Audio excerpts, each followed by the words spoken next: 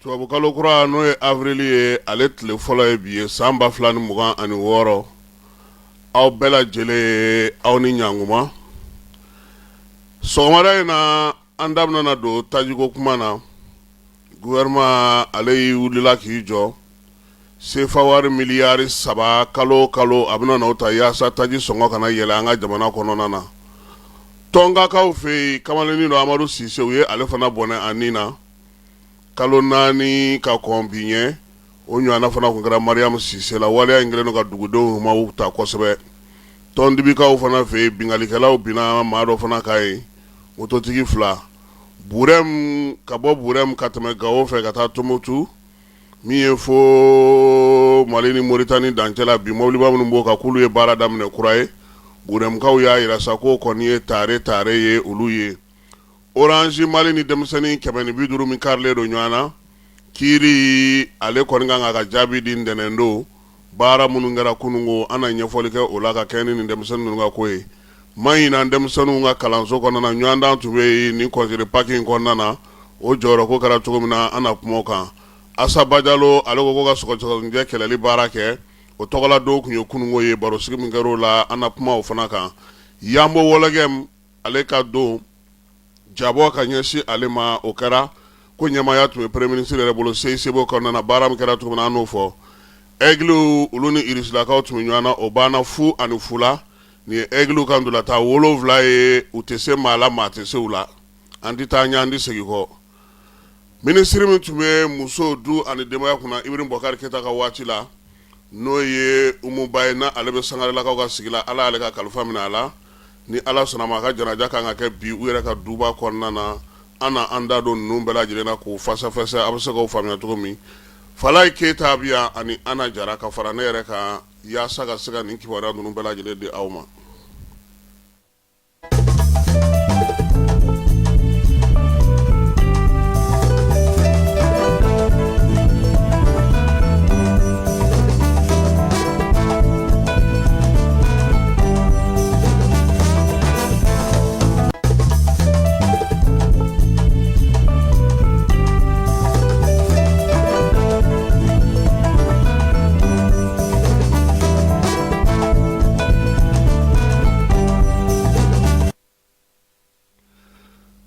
Tajiko an bɛ ale baabu ka bi sɔgɔmada in na kunu na sini kunungo u kun ye Kayikaw giri ko tajiko dɛsɛ bɛ Kayi a nana ye k'a fɔ nkalon don Kayikaw kɔni hakili sigira kunungo sabula u yɛrɛ ye k'a fɔ ko maa minnu y'a kuma fɔ a tɛ sababa la bi an bɛna kuma ka ɲɛfɔli kɛ fɛɛrɛ minnu sigilen don sen kan gouvernement yɛrɛ b'a fɛ ka wulikajɔ minnu kɛ ani minnu kɛra fɛ ka se ka ɲɛfɔli kɛ o la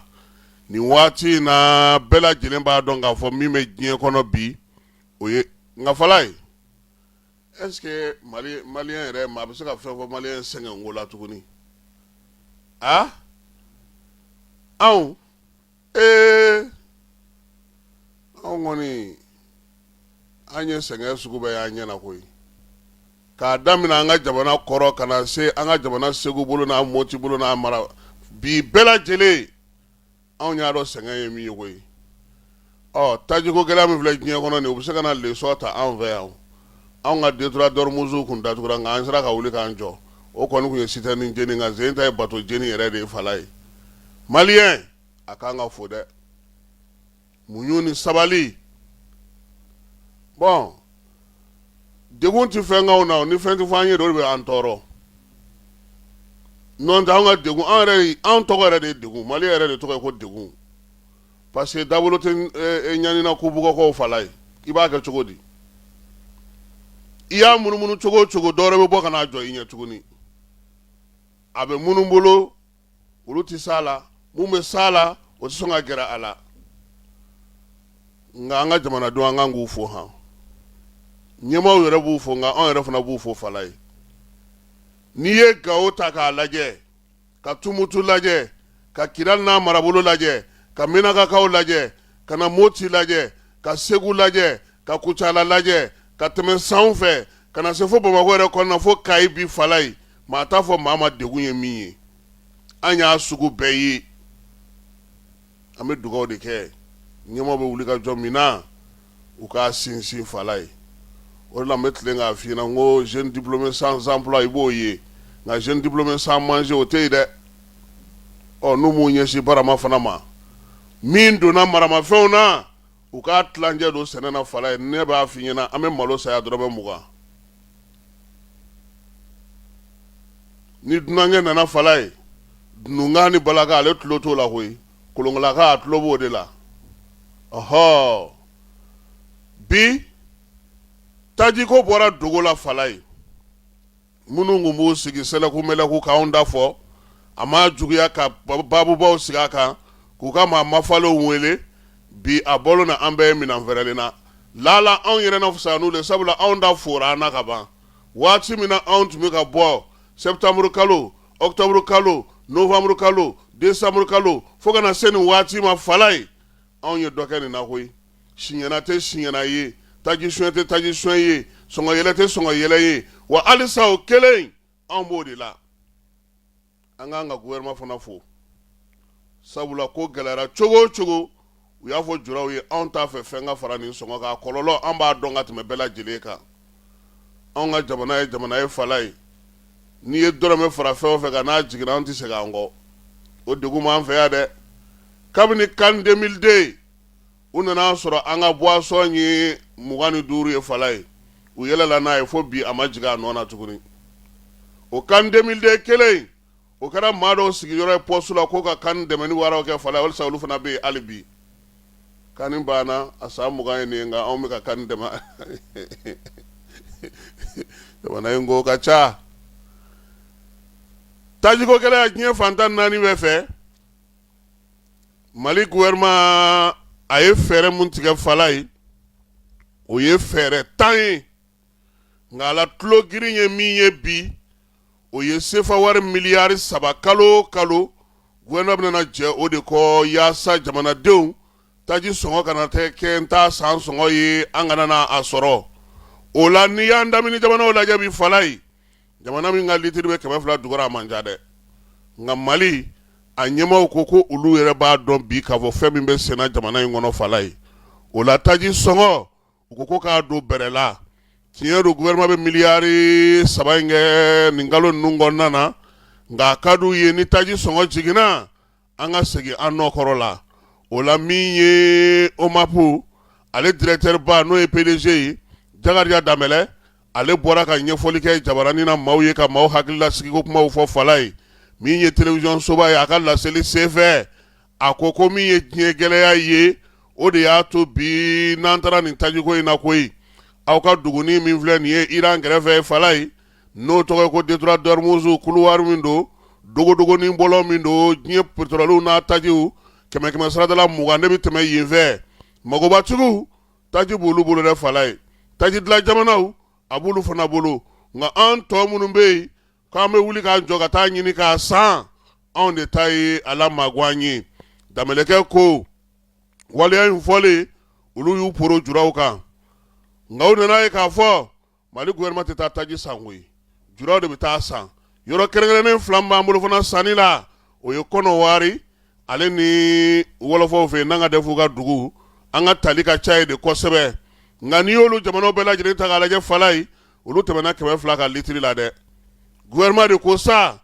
a tɛ se ka kɛ ten ale b'i jɔ a kɔ a la miliyari 3 in a takun ye ka don o sira fɛ min ye taji ye n'o ye essence ye fala ye ko k'o d'an ma min ye 170 dɔrɔmɛ 5 la gasoil ale ka di 180 dɔrɔmɛ 8 na yaasa a ka fɔ malidenw na OMAP ɲɛmaa ko a bɛ sinsin min ka fala ye ko ni sɔngɔ jigi kɛra don o don ko jɛkulu kɛrɛnkɛrɛnnen sigilen don ka nin ko in bɛɛ lajɛlen la kɔlɔsi n'a fɔra ko waati fusara don min u bɛ jigin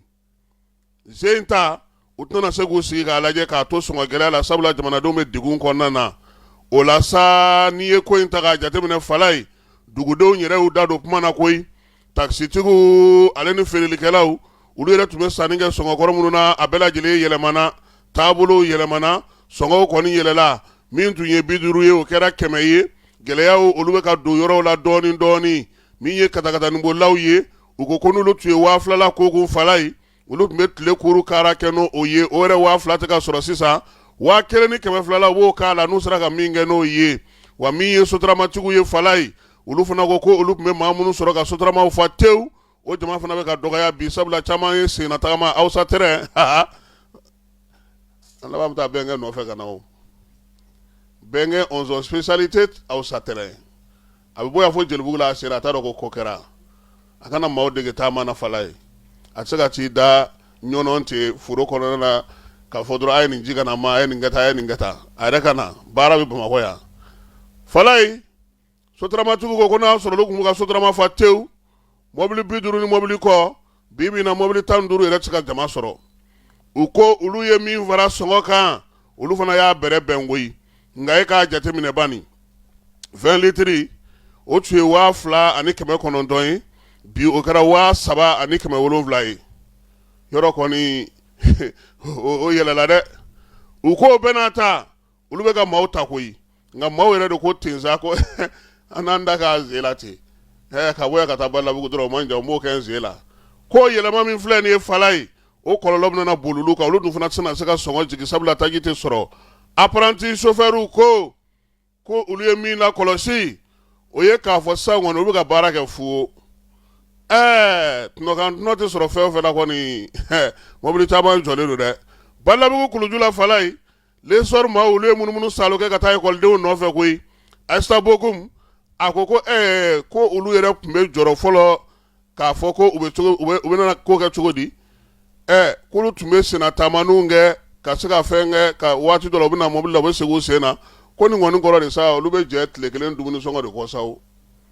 ko fɛn fila kɔni don n'i y'i kɔnɔ fa ekɔli kɔnɔ i bɛ taama i sen la dɛ ale fana kɛrɛfɛ kamalen dɔ bɛ yen o ko nin tɛ kojugu ye ko diɲɛ gɛlɛya don ko bɛɛ k'i bɛrɛ bɛn n'a ye ko wa ko gouvernement yɛrɛ k'a ye se mun a ye waleya minnu kɛ nin ye k'o ɲɛna Modibo Mahawa Magalu kuma dira ale fana ma fala ye a ko gouvernement ye fɛɛrɛ min ta ka ɲɛsin waleya in ma ko a ka ɲi kosɛbɛ ko nka ale b'a ɲini gouvernement fɛ nin kɔlɔlɔ bɛna boli maa minnu kan o ye togodalamaw ye olu de ta bɛna gɛlɛya sabula u ka sɔrɔw yɛrɛ tɛ ka ɲɛ u bolo min ye nɔgɔkow ye min ye sɛnɛminankow ye min ye jamana yɛrɛ ka dɛmɛ bɛ s'u ma ye ko a caman bɛ yen ko a tɛ se nka ale bɛ foli kɛ miliyari 3 min ni gouvernement bɛ k'i jɔ n'a ye yaasa ka se ka fɛɛrɛw sigi sen ka fala ye ko a mɛnna o a surunyana o min ka ɲi o kɛrɛfɛ u ka sɔngɔw la kɔlɔsi u ka kow la kɔlɔsi wa min ye taji ye a yɛrɛ ka ye ɲɛ na sabula gouvernement fana tɛ se ka to nin na tuma bɛɛ k'a fɔ ko a bɛ miliyari 3 ta ka di n'a kuntala jana k'a bɛ taa wolo mun na Modibo Mahawa Magalu kɛrɛfɛ fala ye tɛmɛnikɛla dɔw y'a yira sa k'a fɔ ko nin baara in bɛɛ lajɛlen cɛ ka ɲi min na o ye an k'an cɛsiri an ka ɲɔgɔn faamu ko nka n ye min f'i ɲɛna o kuma filɛ nin ye fala ye ko maliyɛnw bɔra sisan ka vacciner sunkalo kɔnɔna na ni sɔngɔ gɛlɛya ye ko taji yɛrɛ filɛ nin ye Bamakɔ y'a yɛrɛ fala ye k'a ma deli ka jigin 225 jukɔrɔ fɔlɔ nin waati laban ninnu na kamalen ko o station tɛ yen min bɛ se k'a fɔ ko a ye gasoil feere nin tile 10 laban in na ko k'a di mɔgɔ ma kudayi ko wa ko sɔngɔ sigi ko fo kɔlɔsili de ka kɛ o de la ko n'o tɛ ko nin sɔngɔ min yɛrɛ fɔlen filɛ nin ye k'olu ye sanni kɛ k'a to a bɛ nin sanfɛ koyi sisan ko gouvernement ka wuli ka jɔ kɛ n'a t'a fɛ a ka wari ka taa kara o fɛ nin ko nin bɛ se ka sigi sen kan cogo min na sɔgɔmada in na nin y'an ka cadeau n'an ka ɲɛfɔli ye an bɛ nin di jɔnni ma Musa Galabu wa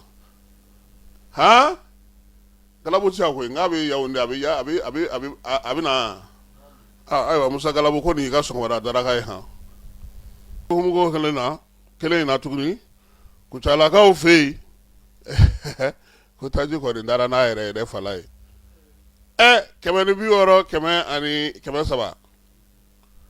station dɔw k'olu b'a feere 160 anw butelitigiw kare a fɔ olu butelitigiw kare kɔnɔ n kana taa n yɛrɛ dɔw ko la adama sigilen don k'a lamɛn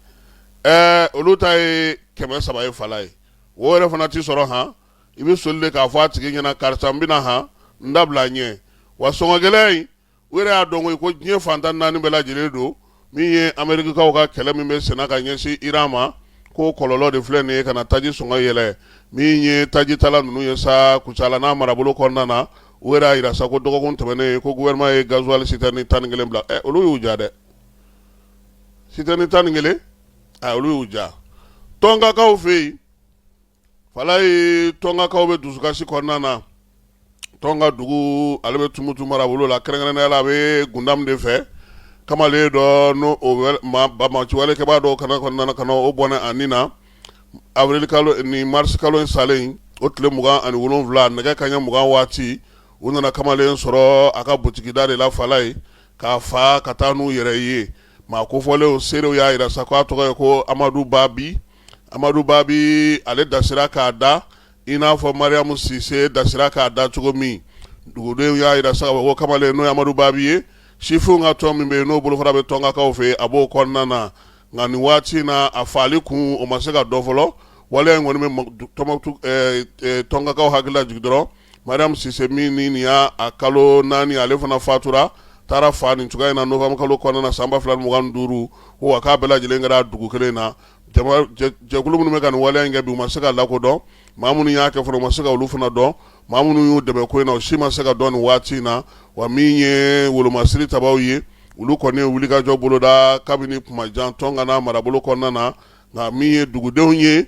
olu kɔni maaw talen don nin waati in na ka kɛ ni nin waleya cɛjugu ye hukumu kelen fana kɔnɔna na Burɛmukaw fɛ yen dugu min bɛ yen n'o ye Tɔndibi ye Tɔndibikaw y'a yira sa ko min ye kamiyɔn 2 o falen to Karajogow la ale tun bɛ k'i bin kɛra olu kamiyɔn 2 bɛɛ lajɛlen kan bamaci walekɛbaa 2 fɛ Gawo ale ni Burɛmu ni ɲɔgɔn cɛ waleya in Tɔndibi yɛrɛ bɛ taabolo ye o commune de kɔnɔna na mars kalo tile 30 de bamaci walekɛbaw ye nin wara in kɛ u kɔni taara ni maa caman bolonamina ni nafolo ni musakaw ye maa kelen o jogina a ko in senfɛ min ye waleya in yɛrɛ sa ale kamalen min jogina u y'a ta ka na n'a ye Gawo dɔgɔtɔrɔso la a ma ɲɛ min kɔ u y'a yira sa k'a fɔ ko a kɔni kun ka furakɛli fɔlɔw bɛ sen na min ye Burɛmukaw fɛ yen u y'a yira sa k'a fɔ ko a kɔni ka furakɛli fɔlɔw olu kɛra Burɛmukaw fɛ yen yaasa cogoya min na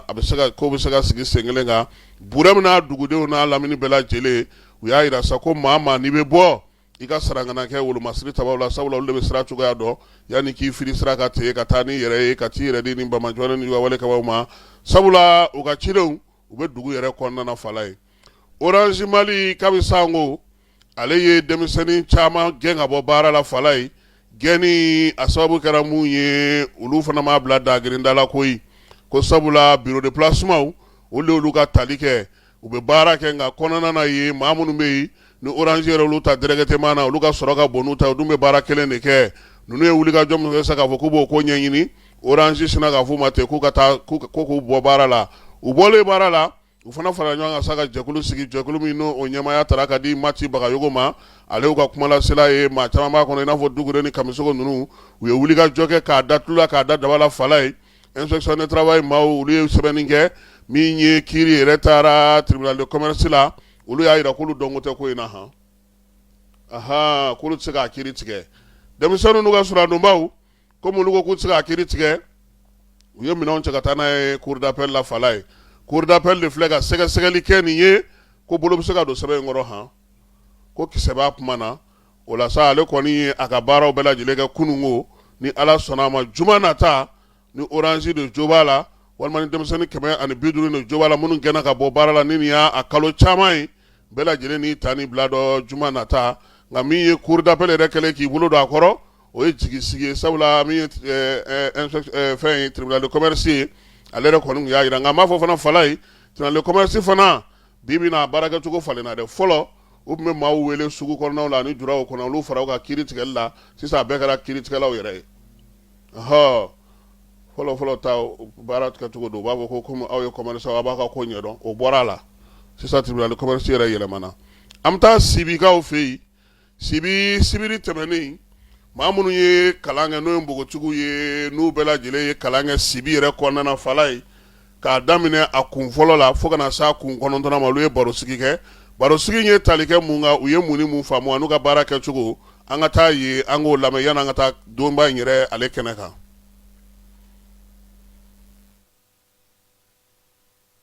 tile kelen yanni baaraw ka daminɛ npogotigi fɛn fɛn ye kalan kɛ CIS kɔnɔna na olu jɛra ka barosigi kɛ barosigi in kɛnɛ kan min ye Alasani Bore ye a y'a f'u ye ko nin ye fɛɛrɛ ye fɛrɛ b'a to npogotigi minnu bɔra n'u ye garisɛgɛ sɔrɔ k'a lajɛ u bɛ ka baara min kɛ bi u bɛ se ka fara ɲɔgɔn kan cogo min na sabula alimaw ka baɲumankɛtɔn min bɛ yen n'o ye Claude Chira ye n'ale yɛrɛ bɛ ka CAS musakaw bɔ ale ka laɲini u kana bɔ ten k'u sigi ten Alima Danbele ale tun bɛ 7nan maaw fɛ ale bɛ ɲɛfɔli k'an ye a b'a fɛ ka baara minnu sigi sen kan. Ne septième promotion mɔgɔ dɔ ye ne bɔra Kucala de ka na formation kɛ tiɲɛ na formation ye nafa b'a la mais n'i y'a la baara de i bɛ nafa sɔrɔ a la tiɲɛ yɛrɛ la ne ye sɛ kɛ ka kami kɛ ka kulo kɛ a ka ca ne ani pigeon saga ba a bɛɛ bɛ ne bolo mais ne kɔni mago bɛ dɛmɛ la tiɲɛ yɛrɛ la ne mago bɛ dɛmɛ la dɛ i n'a fɔ n'o ye sɛ fan bɛ tɔrɔ min kɔnɔ ne mago gɛlɛnba yɛrɛ de b'o la o bɛ ne dɛmɛ yɛrɛ de ale ni dumuniko fɛnɛ ma nɔgɔ wagati dɔ la moyen ma nɔgɔ yɛrɛ de n'aw ye dɛmɛ kɔnɔ a bɛ diya n ye vraiment merci aw ka formation na ne kɔni formé la. Hakilina falen sen fɛ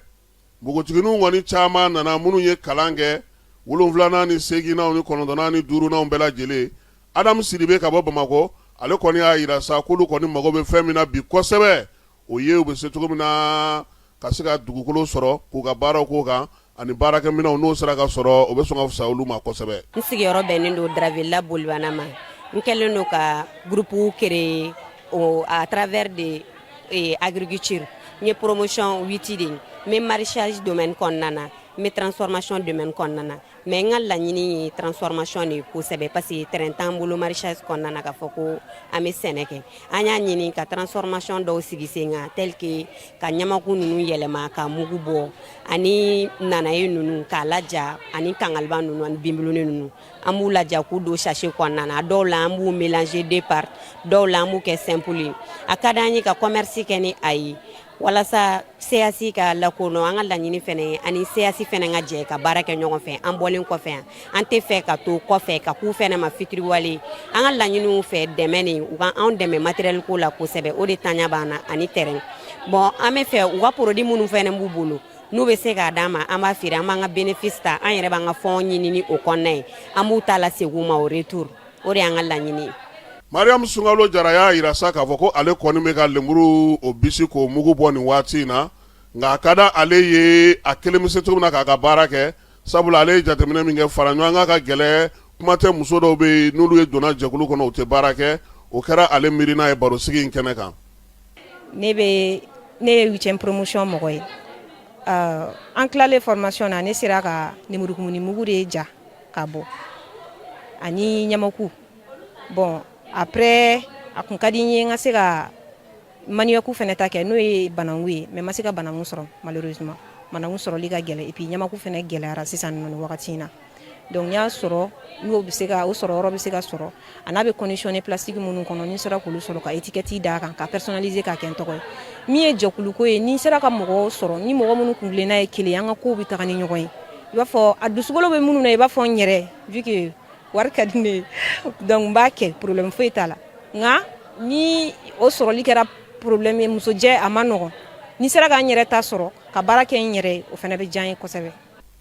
min ye musojɛkuluw ye u ka se ka fara ɲɔgɔn kan nin kalan in kɔfɛ laɲini kɛkun ye o ye o la sa min ye Fatumata Danbele ye ale yɛrɛ min tun bɛ 7nan na ale y'a yira sa k'a fɔ bi bi in na ale bɛ ka juga de dilan ka juga feere nka a ka d'a ye ani maaw ka baara kɛ nka ale yɛrɛ bɛ se ka min kɛ bi ni juga ye o bɛ k'ale nafa kosɛbɛ. Ne ye 7e promotion mɔgɔ dɔ ye promotion kɔfɛ ne sera ka juga de transformation kɛ n ye vu que n bɔra n tɛ ka dɔ activité wɛrɛ kɛ donc n tagalen so n y'a ye ne tora ka juga dilan k'o feere o bɛ san kosɛbɛ sugu la vu que i b'a lajɛ mun bɛ san i bɛ se k'olu feere donc n ye juga ta n bɛ to k'o transformer n bɛ to ka taa n'a ye marché la n b'a feere n ye client dɔw fana sɔrɔ en même temps fɛ ni mɔgɔ ka baara kɛ parce que juga baara fila ma nɔgɔn mɔgɔ kelen tɛ se k'a kɛ même vu ne bɛ mɔgɔw fara n yɛrɛ kan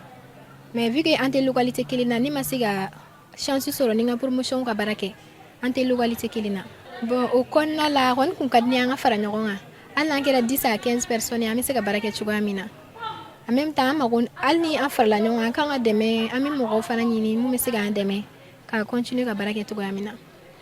Alassane Bore ko maa bɛɛ lajɛlen lamɛnlen kɔfɛ u bɛna fɛɛrɛ de sigi sen kan i n'a fɔ Claude Chira n'o ye alimaw ka baɲumankɛtɔ o y'a laɲini cogo min ninnu bɛ se ka dɛmɛ cogo min na nka a ka d'u ye n'u bɛ se ka fara ɲɔgɔn kan ka kɛ jɛkulu ye maa 6 6 walima maa 7 o dɛmɛni bɛ sɔn ka nɔgɔya nka fɛn fɛn fɔra kɛnɛ kan sa a yirala k'a fɔ ko f'u ka kunnafoni don u ni CAS ni ɲɔgɔn cɛ gɛlɛya minnu b'u la olu bɛ se ka ladon cogo min na ka se ka fura sɔrɔ u la Alassane Bore ne ale ye CAS directeur ye a ye baabu kuncɛ ni o ye. CAS muso 80 ka bɔli baara kɛra sibiri tɛmɛnen a kɛra kɛnɛ ye kɛnɛ min muso 80 bɛɛ lajɛlen y'u ka jɔnjɔn sɔrɔ nka min ye bɛɛ dansa o kɛra Abiba Inde ye ale ka kuru kɛra 17 buruburu 92 ye a yɛrɛ y'a ka nisɔndiya yira. Ne CAS ekɔliden dɔ ye kalo 6 kalan na an ye élevage kɛ an ye sɛnɛ kɛ ka baganmara kɛ ka transformation kɛ ne kɛra mɔgɔ fɔlɔ ye nin kɔfɛ a ka di n ye n yɛrɛ ka sɛnɛkɛyɔrɔ dɔ sigi sen kan ka nafɛn feereyɔrɔ fana sigi sen kan n'o ni transformation bɛ taa ɲɔgɔn fɛ parce que sɛnɛ ni transformation de ka surun ɲɔgɔn na ne ni hakilina kun ye n ka caman faamu sɛnɛ na wa tiɲɛ yɛrɛ la ne ye caman faamu sɛnɛ taabolo la ne kun tɛ foyi dɔn sɛnɛ na mais alhamdulillah sisan kɔni n bɛ se ka caman kɛ min bɛ ne bolo ka ɲɛfɔ CAS mɔgɔw ye halisa u k'u jija u ka baara fɛ u bɛ ka baara min kɛ baara ɲuman de don n'i ye muso kelen dɛmɛ i ye jamana dɛmɛ u k'u jija halisa wa u k'u hakili to u ka ekɔlidenw na formation u bɛ k'an dege min na u ye caman kɛ nka u k'u hakili to an na parce que caman bɛ se mais a fanga t'u la u ka baara kɛ ka sabu kɛ baarakɛ ko minɛ ye dɔw mago bɛ dɛmɛ na kosɛbɛ u k'u hakili to o yɔrɔ la o de ye ne ka laɲini ye.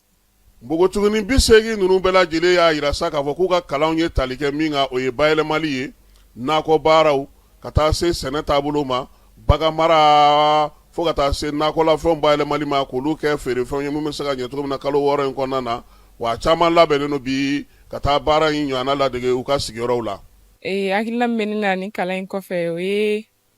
ni n bɔra formation bannen filɛ nin nɔ n bɛ fɛ ka transformation